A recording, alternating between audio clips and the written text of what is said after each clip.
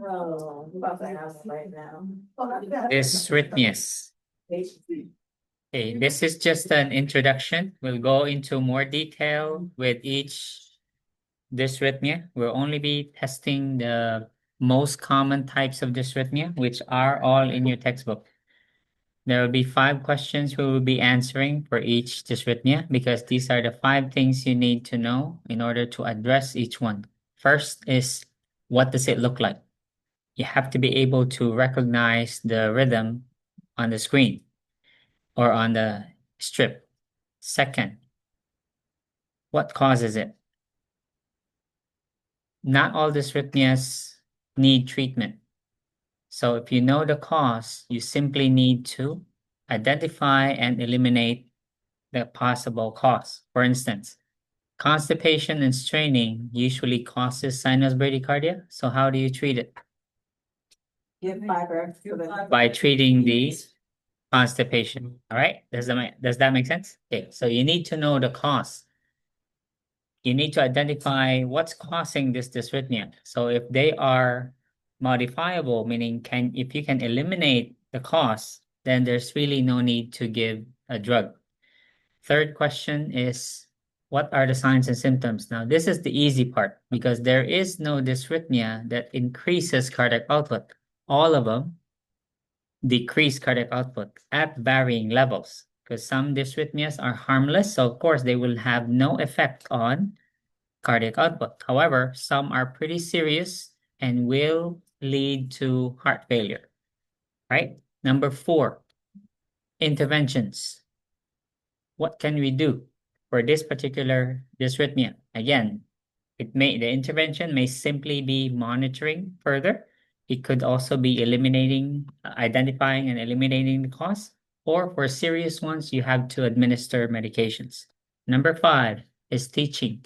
Teaching will include medications as well as the causes. So if the client is aware of what causes it, then they can try their darndest to avoid those causes if possible.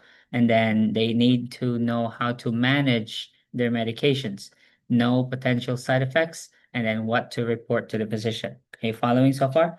So we'll go into those 5 details next week. So we'll run down the introduction to dysrhythmias today. So what are arrhythmias? When I say arrhythmias or dysrhythmias, they can be interchangeable. Okay, they all pertain to abnormal heart rhythms. Okay. So these are disorders of formation or conduction. There are 3 conduction problems. They're on a separate slide. Formation is how the rhythm is formed. Okay, where did it originate from? Okay, so we'll look at the conduction pathway. Where should the electrical impulses come from and which direction should they go? You said interchangeable, so dysrhythmias and arrhythmias are essentially the same? Okay, thank you. Now, the disorder can be both a formation and a conduction problem. Okay, they can exist together. They can cause disturbances in the rate. Some dysrhythmias can be low, less than 60, or they can be super high, over 100. All right. Regardless, again, if they're too low or too high, they share common characteristics because what will happen to cardiac output? So therefore, do I need to repeat heart failure manifestations? Because they're exactly the same. Are we clear? But when I say heart failure, though, am I talking about acute or chronic? Acute. Acute, okay, because these are acute problems. There are chronic rhythm abnormalities. It's just a matter of, is the patient compensating or not? Okay. So it can either be just a rate problem, too high, too low, or a rhythm problem, meaning they're out of sync. Okay, there's no regular rhythms, very irregular. Or it can also be both. Irregular plus the rate is either too low or too high. As I said, this can have drastic changes. When we say hemodynamic, we're talking about internal blood pressures. Okay, we'll discuss that further later.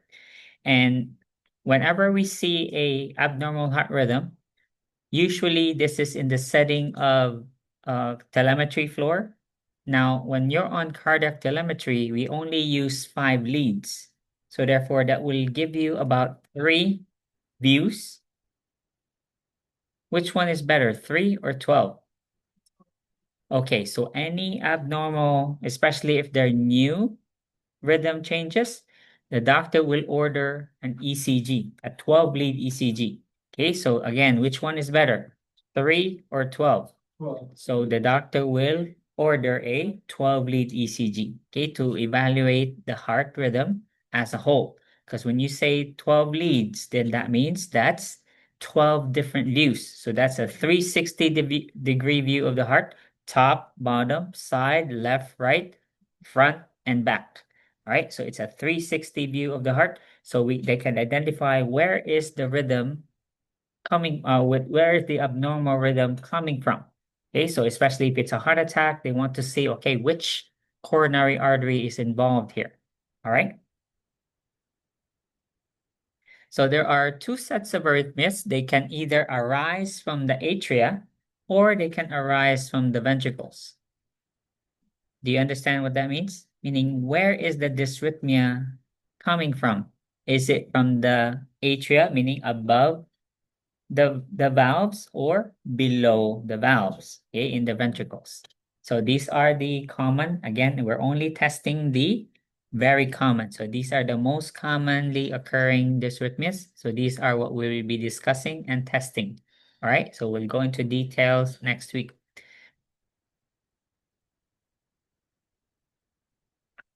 Let's discuss the normal conduction pattern. Yes, pathway, sorry. So a normal rhythm must come from the SA node. We have 5 pacemakers. First one is the primary, which is the SA node. SA node is found in the right atrium. AV node is right in the septum. Okay, so this is by the valves. So this is also called a secondary pacemaker. The difference between the two is the rate, the intrinsic rate. Now, the primary pacemaker, which is the SA node, is capable of firing 60 to 100 beats per minute. The AV node is only capable of firing 40 to 60, meaning it is a backup, but it's less efficient compared to the SA node. SA node fires normal ranges of the heart rate. AV node, much less, only between 40 and 60. There's another important role for the AV node, though, because it is also called the gatekeeper. Because you've seen electricity, correct? I mean, you don't see it. That's not what I mean. I mean, the number one example is lightning. Lightning is electricity, correct? You've seen it light up the sky. When you saw it appear, did it take long for it to light up the sky and then hit something on the horizon? It was over before you, yeah, you even got to say anything, right? It was over, like diarrhea. It's very fast. Okay. Oh, I think I'm gonna have diarrhea, and then it's already in your shorts. Okay. So it's that fast, right? So it's the same thing. So if we have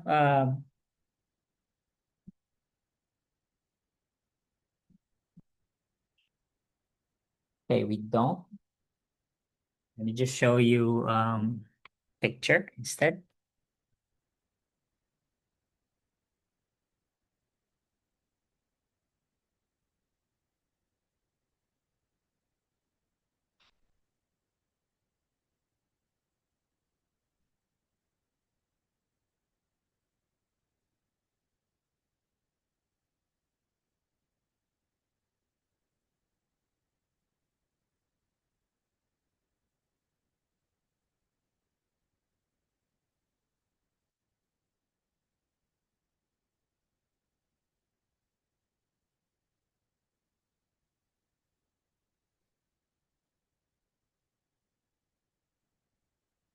Okay. So look at this picture. So this shows the pathway of electrical conduction. So your heart is in the mediastinum, but it's tilted toward the left, meaning the apex is pointing toward your left foot. Here's the SA node. This is the primary pacemaker. It fires how many? 60 to 100 times a minute. So when it generates an impulse, the electrical impulse will travel instantaneously. So when it fires, it reaches the left atrium just like this. Okay, so there's no difference, meaning when the atria contract, they contract together. That's how fast the electrical impulse travels. However, that impulse is transmitted to the AV node. So if the SA node fires, reaching the left atrium instantaneously and both atria contract, did it take long or quickly for that same impulse to reach the AV node? Very quickly, right? We saw lightning. Okay? Yeah. So it'll be like, is there a big difference between the time it lit up and then hit something, like a bolt or some person? No, really fast, right? So if that was the case, this is the primary pacemaker, secondary. So if impulse is transmitted here, and then the AV node will in turn pass it down to the left and right bundle of His to the Purkinje fibers, causing the ventricles to contract as well. Now, when I flip that switch, how long before electricity travels and then turns the light on? Is there a delay between this light and that light? So in the same way, if the SA node fires, will it reach the Purkinje fibers quickly or slowly? Quickly, right? So when the impulse is fired, causing these to contract and then goes here, so won't that mean that the atria and the ventricles will contract at exactly the same time? Yes. Correct. So this is what I mean by, besides being a secondary pacemaker, the AV node by secondary pacemaker means if the SA node for some reason fails, the AV node will take over. So if it doesn't receive any signal, it will automatically generate its impulse. It's what it's programmed to do. If it doesn't receive anything, oh, nothing's coming, I better generate my own. Okay? It's programmed like that. So that's the stimulus. No electrical impulse, this will fire, right? So let's go to the normal pathway.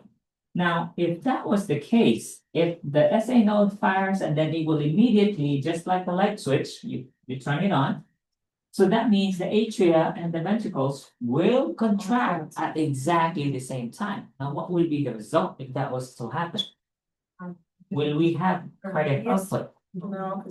Absolutely no cardiac output, because this is because it's counterintuitive, right? This is pumping blood. This is also pumping blood, so blood won't go anywhere. Okay? They are pushing blood against each other. So we can't have that. So by gatekeeper, I mean the AV node performs a really vital function. By being the gatekeeper, it delays the impulse transmission. Meaning, yes, just like the light switch, when the SA node fired the electrical impulse, it reached the AV node right away, like this. However, the AV node did not transmit it. It held on to the impulse between 0.12 to 0.2 seconds before it transmitted it to the left and right bundle of His, all the way to the Purkinje fibers.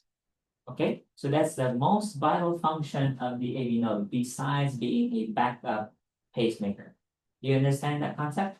Okay, so that delay is what we call the PR interval. We'll show that later.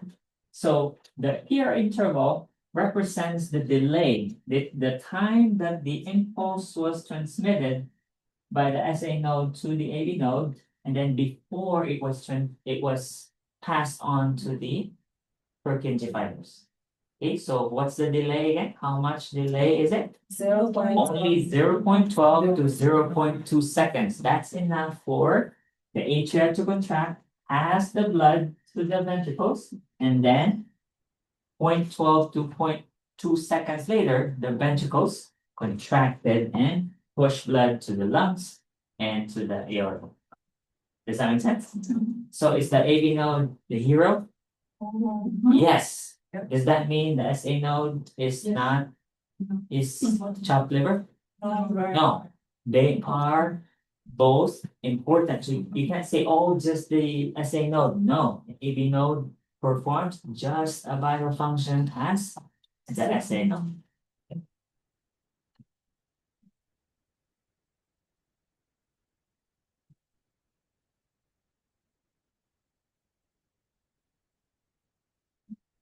So the bundle of His and the left and right bundle branches and the Purkinje fibers are also pacemakers. They are tertiary backup pacemakers. However, their intrinsic rate is only 20 to 30 beats per minute. Is that compatible with life? So it's a forget about it thing. Okay, so they're useless.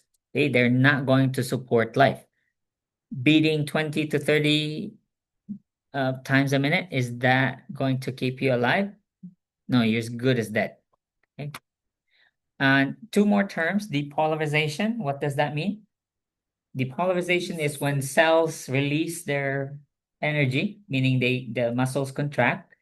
So that is called depolarization or simply contraction. Repolarization is relaxation. Doesn't really mean there's no electrical activity. There is electrical activity because they're now resting, relaxing in preparation for the next contraction, which they don't have too much of, right? I mean, how much rest do you think the heart does between contractions? Only a fraction of a millisecond. Okay, so we'll look at all those measurements later. So depolarization, especially of the ventricles, represents systole, and then relaxation represents diastole. Okay. So systole is when the ventricles are contracting and pushing blood out, right? The right side pushing it to the lungs, left side pushing it to the aorta. Diastole, there is perfusion during diastole. Only the heart muscles perfuse during diastole because as the blood leaves the aorta, during diastole, when the heart relaxes, some blood falls down, correct, by gravity. When they fall down, they enter the coronary sinuses. They enter the coronary arteries. So is diastole important or not? Yes, it's just as important, if not more important than systole. Because if the heart muscles do not receive oxygen, can they beat effectively on the next heartbeat? No. So therefore, diastole is just as important. So you can't say, oh, systole is more important. No, equally important. Because the pump has to get its power too, correct? Okay, these are conduction abnormalities. When we say conduction, so I showed you the picture earlier, the conduction pathway. Now, there are different degrees of blocks.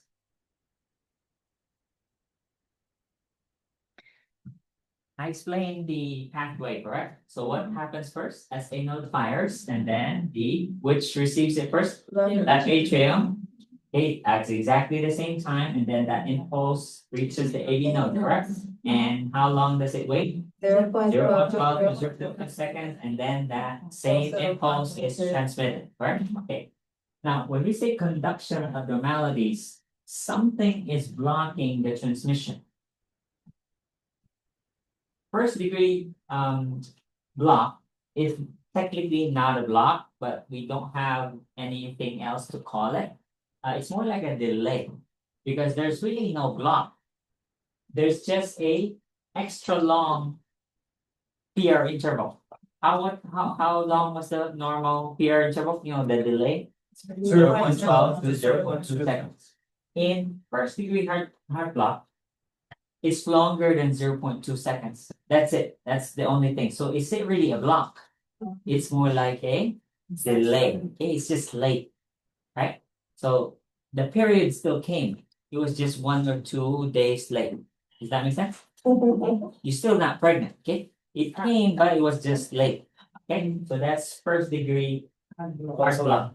Now the other three blocks, because there's first, second, and third. It's actually four because second degree has two types. Okay, so there's second degree type 1 and there's the second degree type 2. So we'll go into those details next week. Or if it's better to prepare, you listen to the recordings, okay, on Canvas. We have those lectures already uploaded there.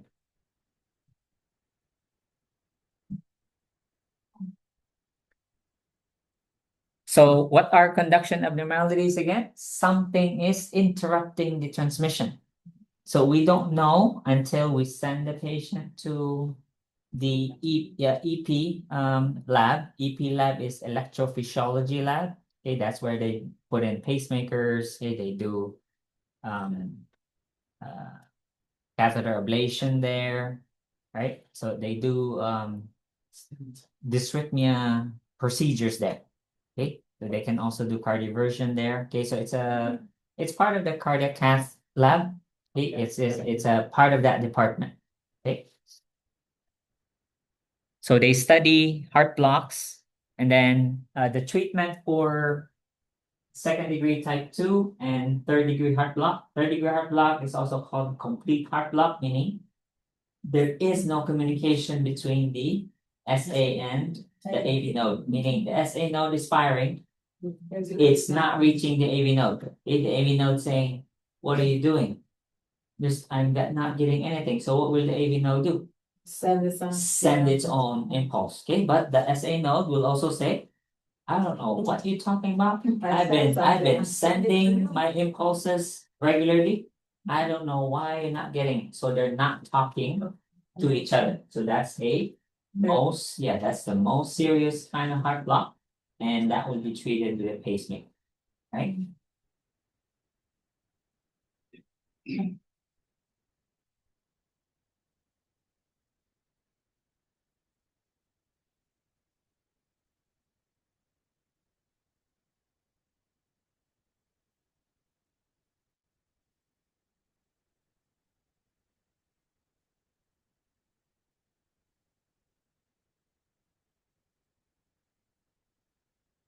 All right. This is not testable. Let me just introduce you to the Einthoven triangle. So Einthoven is a doctor. He invented the first 12 lead ECG. Okay. So he invented the machine. So he found a way that using unipolar and bipolar leads, he can capture the electrical impulses as it travels throughout the body.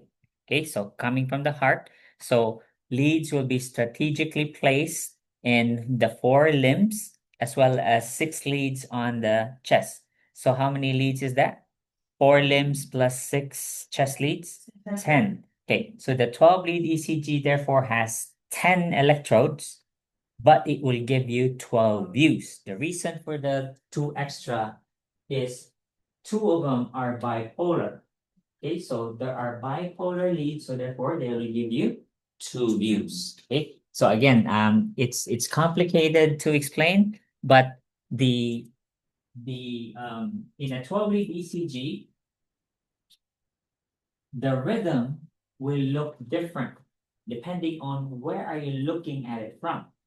Okay, so for example, on the left arm, it's actually looking at it from the right. This is what I mean by it's complicated, okay? But most of the leads you see on the textbook, meaning the leads that I will be using for the exam, came from lead 2. Lead 2 gives you the best view because which direction is that pathway of electrical conduction? Again, the heart is in the center but tilted to the left, pointing to your left leg. So therefore, this is the triangle. So this is lead 1, 2, 3. So which lead is parallel to the pathway? Lead 2. So that's why most of your rhythms are taken from lead 2. It doesn't mean lead 1 and lead to are bad, but they're meaning almost all of the pictures that you see of rhythms are from lead to. Okay.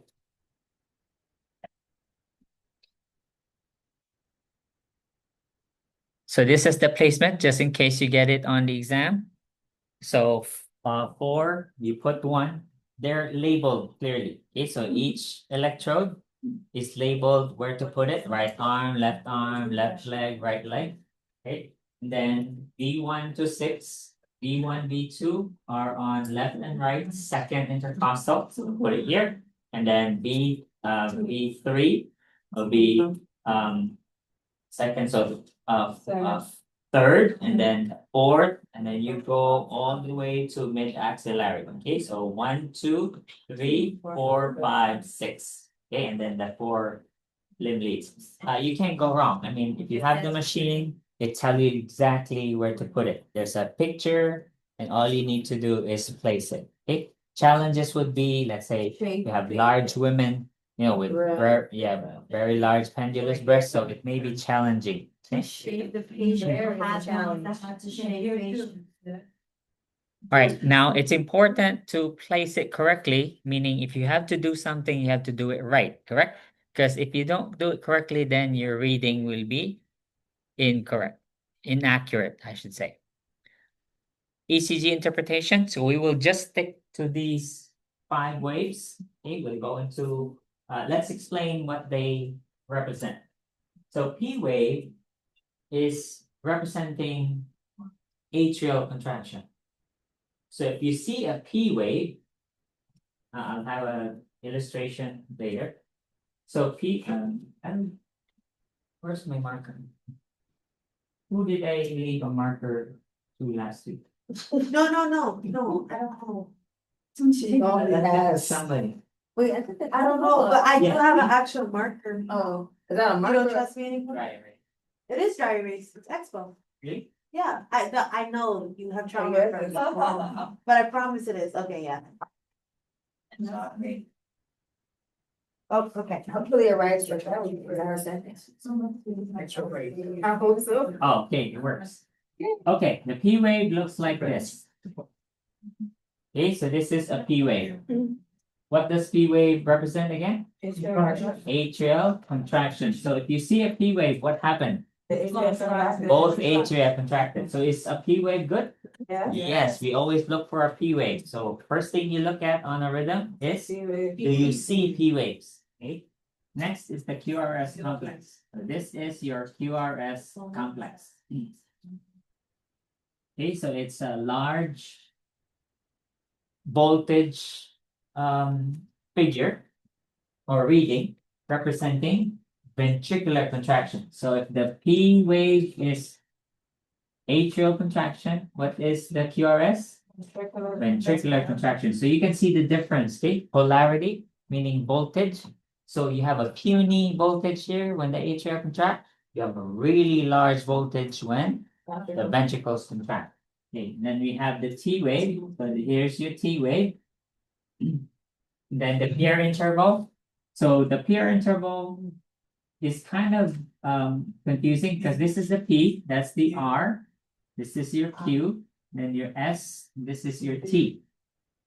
Now, when you say PR interval, you're programmed to think, oh, it must be from here to here. Actually, no. PR interval only measures from the P to the beginning of the Q.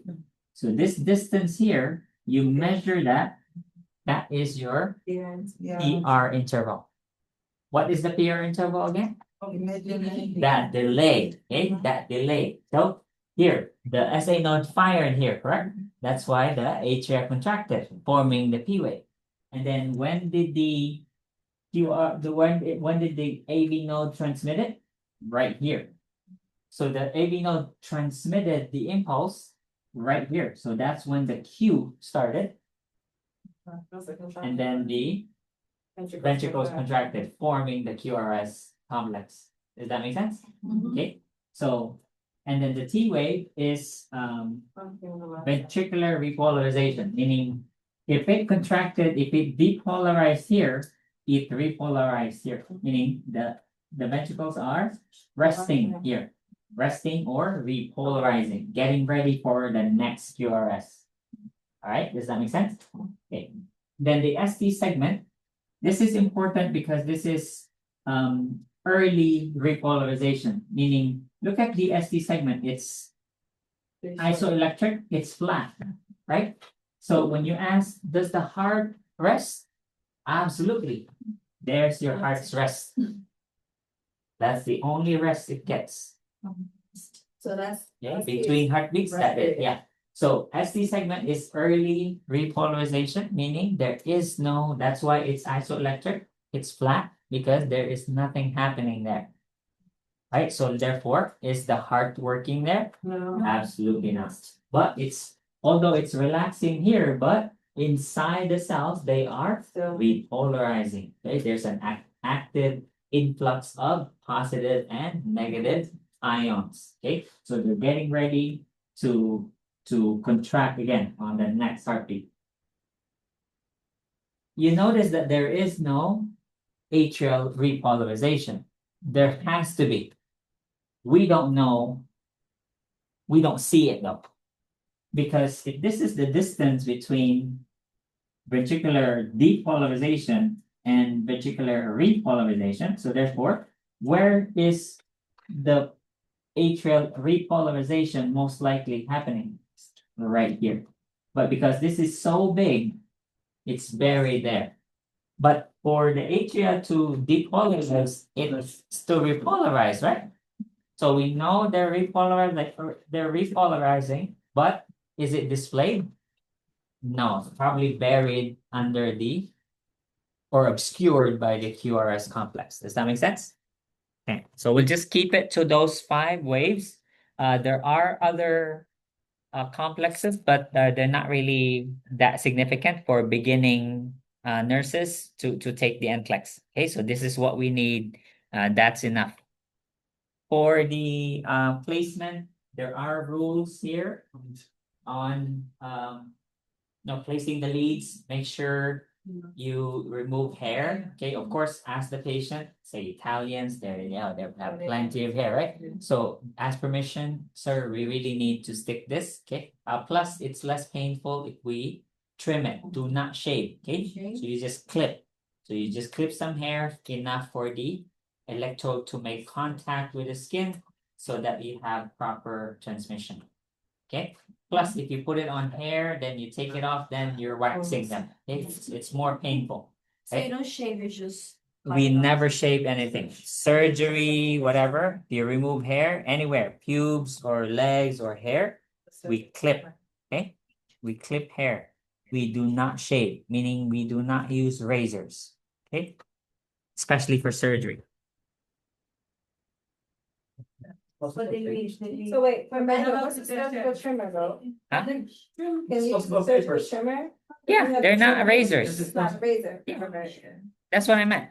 I just make. It's a clipper. Yeah. Yeah, okay. Electric razor. Surgery. Never.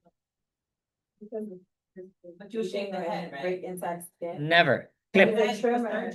We clip it. Oh, We clip it. Never shave. Use razors. We never shave anything.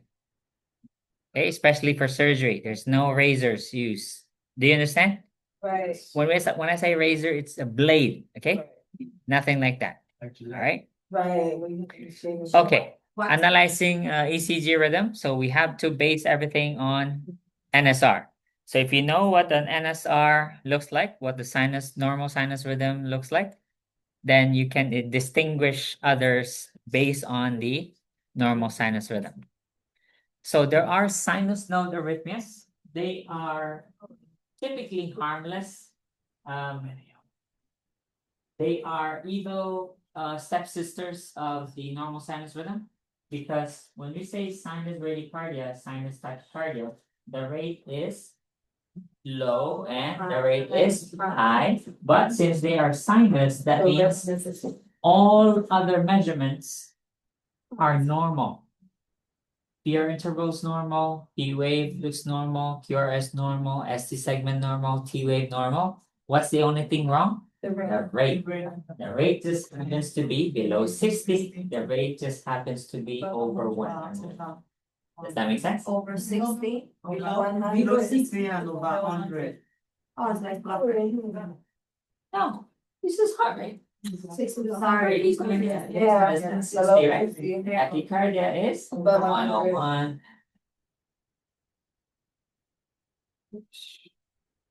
Okay, so here we are. So here's a better drawing than mine. Let's disregard that U wave. I very seldom see a U wave. They appear probably once in 1,000 patients. Okay, that rare. So typically we just have the PQR ST. Now this is drawn.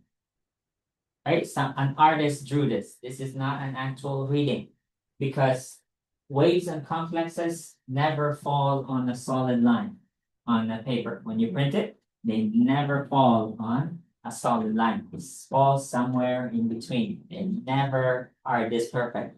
So this is just a illustration. Okay, so to discuss and of course explain. So as I said, this is a ECG. Okay, this is again an artist drew this. So let's look at our paper. So Dr. Einthoven created the measurements. Okay, so this is the ECG paper. We have a bunch of vertical, a bunch of horizontal lines, and you'll see also from where you're sitting, you'll see that there are tiny boxes and there are big boxes. You see. So this is a tiny box. And this is one big box. You notice that? Yeah. In a big box, there are 25 small boxes in there. 1, 2, 3, 4, 5 times 5, that's 25, correct? Okay. Now, so therefore there are two axes here. So we have a horizontal axis and a vertical axis. The horizontal is measuring time in seconds.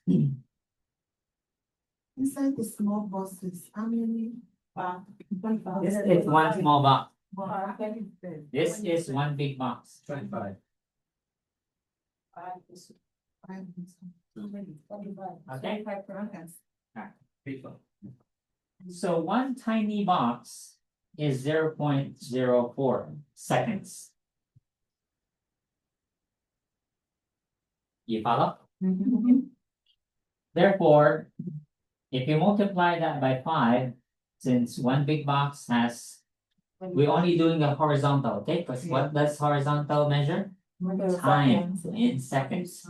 What does the vertical axis measure? Voltage in millivolts. Okay, millivolts. So one big box is 0.5 millivolts, or if you measure it by length, it's 5 millimeters. Okay.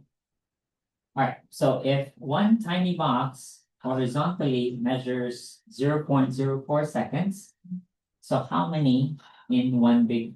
How long is one big box? 0.2. 0.2. This is small. This is big. Yeah. Okay. So later, the second step, when we analyze a rhythm, first step is always look for P waves. Are there P waves? Okay. The next step is to count the heart rate. Now, it's not practical to print a 60-second strip because a 60-second strip, a 6-second strip is about this long, about a foot. So that means how long will a 60-second strip be? 60 is a lot of paper. That's a lot of paper. You have a table that long at the nurse's station? Probably the nurse's station, but can you hoard it? Can you hoard? No. Use the whole day. Get out of here. I need this table. No, that's not practical. Okay, you don't have time, first of all. So we're happy with a 6-second strip because if we multiply our measurement by 10, that's 60 seconds. Yeah. Okay, so we print a 6-second strip.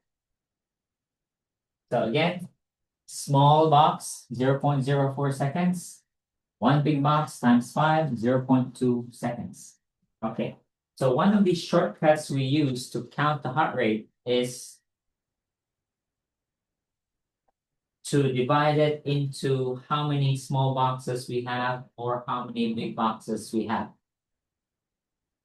So if one small box is 0.0 seconds, how many small boxes are there in 1 minute? Wow. Each One box? Yeah. So one small box is 0.04 seconds. So how many in 60 seconds? Oh, This 0.7 times 60 times 60. 60 times 0.0. 1,500. 1500. So there are 1,500 small boxes in 1 minute. How about big boxes?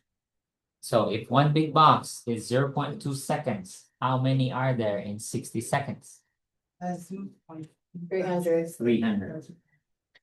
Put that number in the back burner for now, right? Okay, so let's review again. So PR, the P wave. By the way, the rhythm strip, sorry. Always there's an imaginary line somewhere. Again, this is an artist's work, so the artist drew it right on a solid line.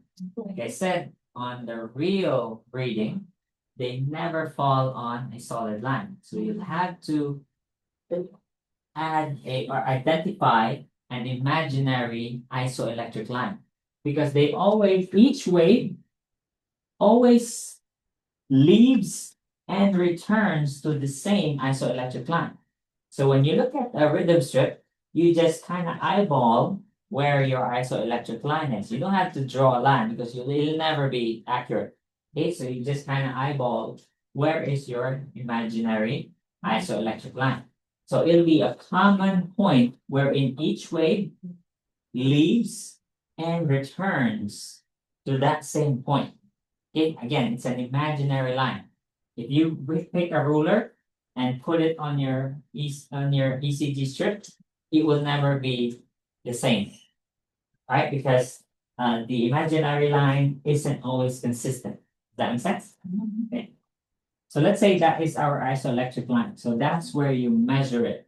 So the P wave is from here because that's where it left and that's where it returned, correct? That's your P wave. So therefore, where is the PR interval again? It includes the P, but it ends in before the Q. Before the Q begins. So forget the R. Okay. So PR interval is from the beginning of the P to the before the beginning of the Q. That's your PR interval. So let's measure this. How many seconds is that? From here to here. So you're trying to analyze, is this sinus or is this some kind of heart block?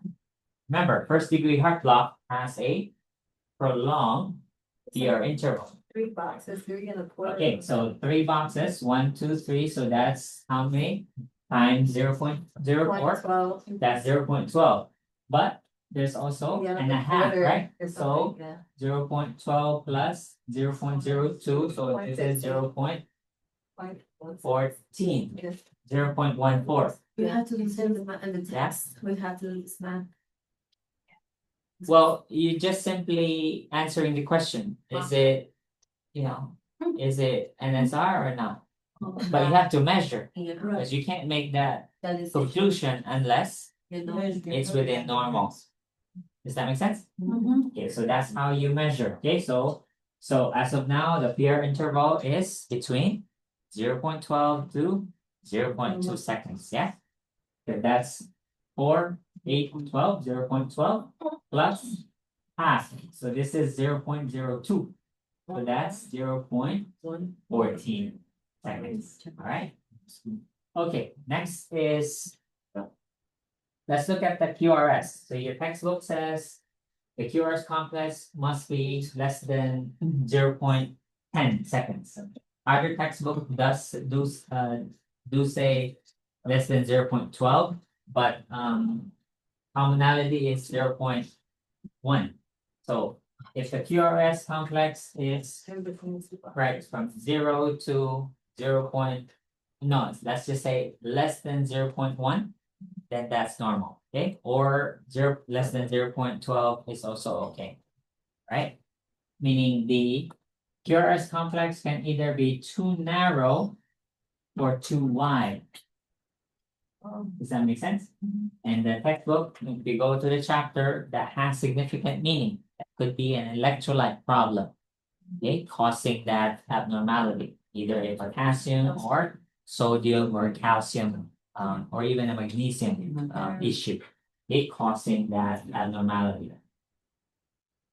Like QRS has to be below 0.12, like less Yeah. than 0.2.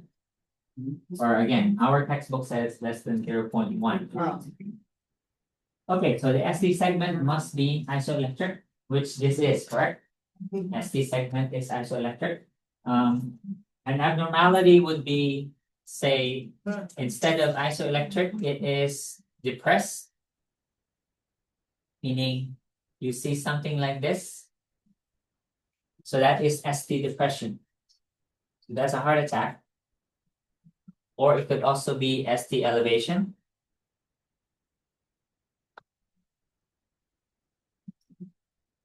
That's ST elevation. Okay, so this is normal. Should be isoelectric, should be flat.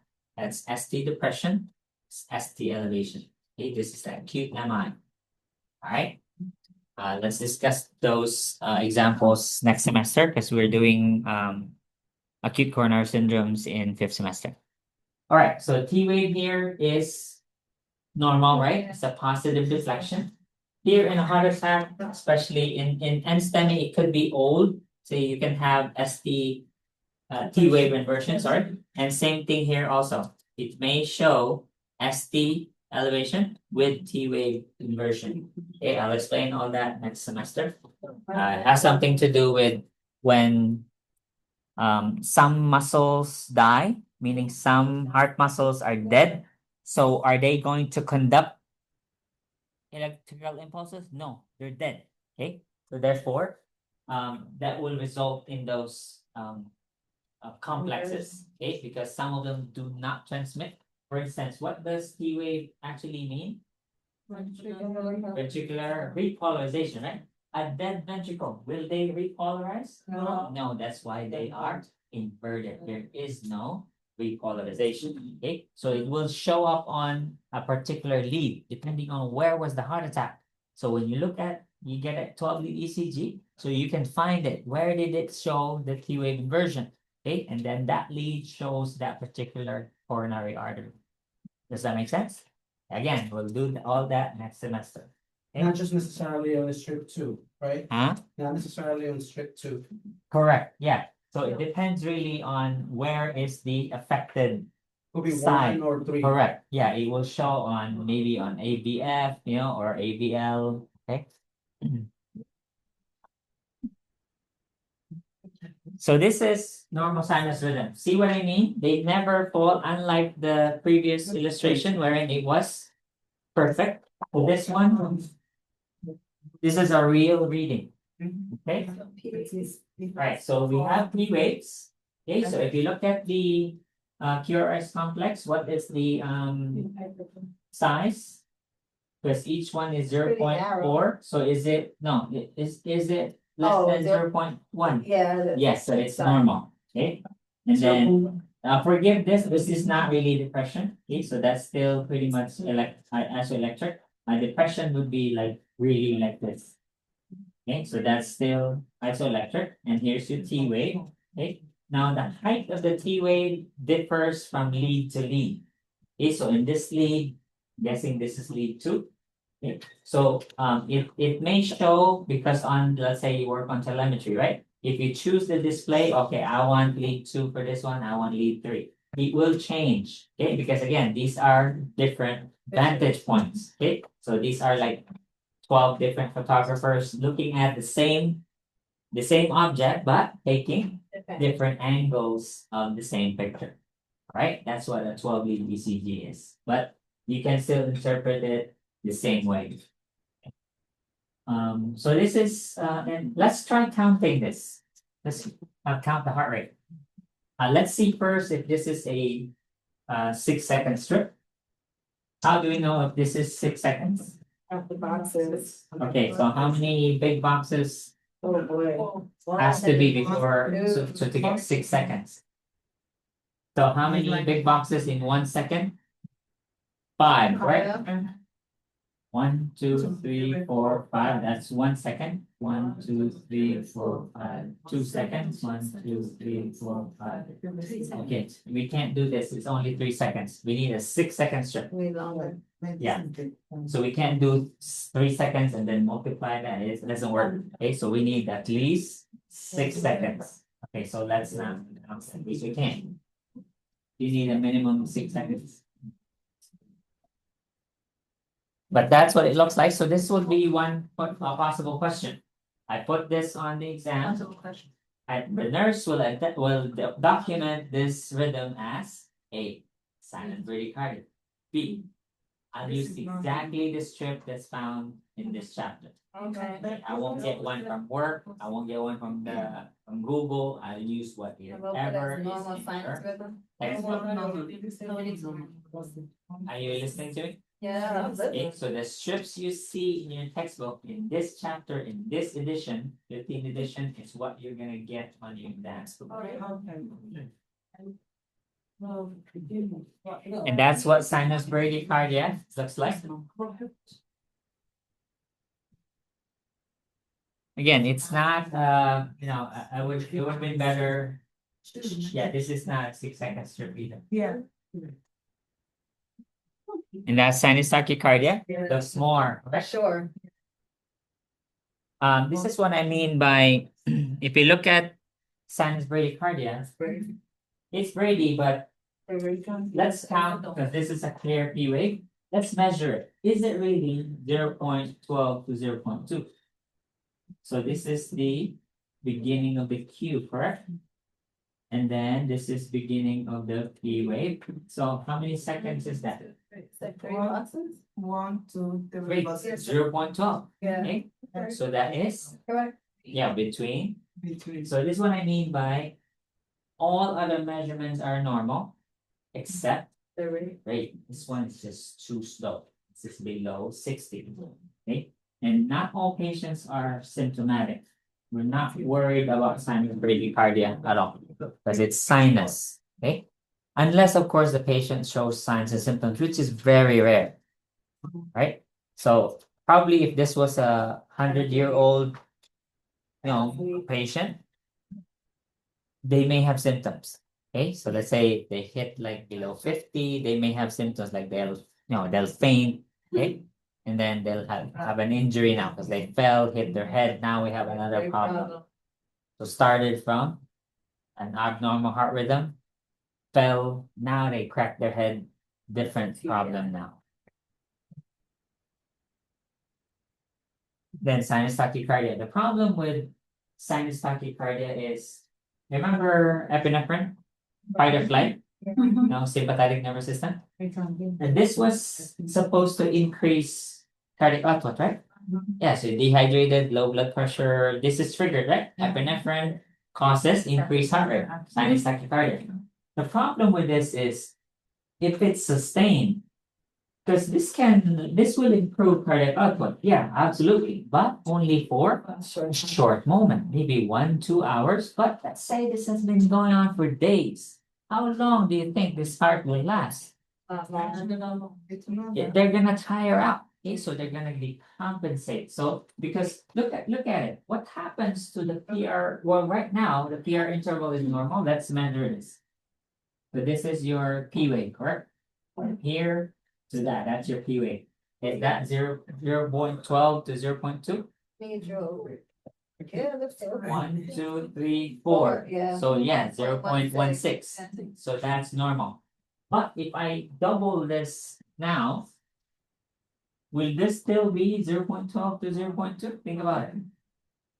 No, the more heartbeats you stack. So let's say I add another one here, another one here, another one here. What will that do to your PR interval? You would narrow the PR interval. So therefore, what's happening to the ventricular filling? Because now you have less time that the AV node delays, right? So instead of the AV node delaying it for 0.12 to 0.2, it's only delaying it by, I don't know, 0.2. Oh, no, sorry, 0.6, 0.8. So now you don't have enough time for blood to enter the ventricles. So therefore, less filling, less cardiac output. Okay, so that's the problem with these rhythms. Initially, yeah, that'll be okay, especially tachy dysrhythmias, but if sustained, they'll cause trouble. Okay, they're meaning the heart's using too much oxygen, but then producing, circulating very little oxygen in return.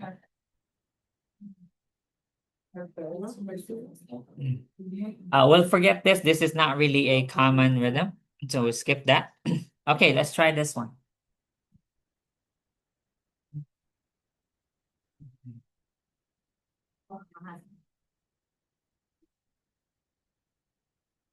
A, B, C, or D.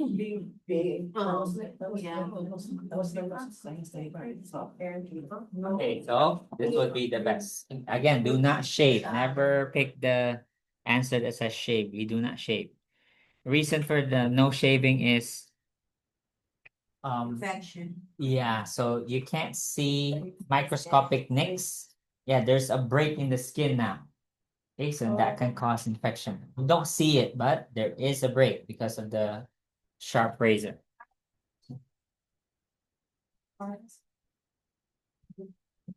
So like I said, how many questions do we answer for each strip? So when you make your notes for each dysrhythmia, write 5 columns. Okay, what is the picture here? And then what's the next? Causes, and then signs and symptoms, interventions. Now take note, interventions will be long because you have non-pharmacologic plus you have pharmacologic. So your 4th column should be wider because you have more information there. Because you have to put drugs, and then also the 5th column, because teaching is a lot, as you have to teach them about the drugs. Okay. Yeah, how to take it, what to monitor. Let's say beta blockers is part of the treatment. What do you teach them? Correct. So this is what I mean. Okay, so this will cover those 5 questions. What does it look like? Causes, signs and symptoms, interventions, pharmacologic and non-pharm, and then patient teaching. So this is, assessing, do they understand what their problem is? Okay, especially AFib. So AFib is the most common type of dysrhythmia when we hit 65 and older. So I can guarantee like almost half of us here will have AFib. At this stage, but. No, when we reach 65, yes, very, very common. Why? Because they're hard, the muscles. Stress. Because of. I What do you mean, why? Okay, we'll learn the causes of AFib, okay? And then you'll see that you belong in one of them. Like one of the risk factors? Yeah, that's me. Okay, so we're there. Yeah. So you know about Cardia, right? Cardia Mobile? Yeah, I have one. I also purchased some for my family members because all my brothers and sisters are 60 and over now. They're over 70. But that measures your heart rate. They want to just. The AKG. Yeah, it's a small device and it records, has a phone app. It records your. But they have the echo detector, the echo stethoscope that like once you put it on your heart, it does like a printout of your EKG strip and then it sends it to your. Well, I can't afford that, so Cardia is only $70. So like I said, the patients, these are the manifestations. So what did I say about the signs and symptoms? They're all the same. Right, the difference is the severity. Some do not cause symptoms at all. Sinus bradycardia, sinus tachycardia, 1st-degree heart block. Those are harmless rhythms. They do not cause symptoms, if any, very little. However, the more serious ones do show signs of decreased cardiac output, which is similar to acute heart failure.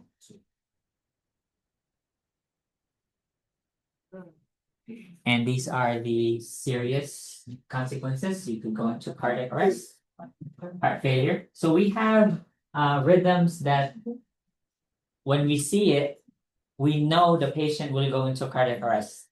Okay, so therefore, when we see them, call the doctor right away. We need to treat it because we know what will follow is AFib. For instance, have you heard who works in hospitals here? Have you heard of Torsad one? Yeah. A polymorphic. Okay, so Torsad. That's right. This. Or this. Okay, so that's pronounced Torsad one. Literally means twisting of the points. So this is a form of polymorphic ventricular tachycardia. This always goes into V2. Is that magnesium? With magnesium or magnesium? So VTAC not is necessarily. going to VFib. Okay, so and before they go into Torsad one, there's a QT interval prolongation. This increases. QT is how often your ventricles, your QRS complex happens. Okay, the interval between each QRS complex. That's what we call QT interval.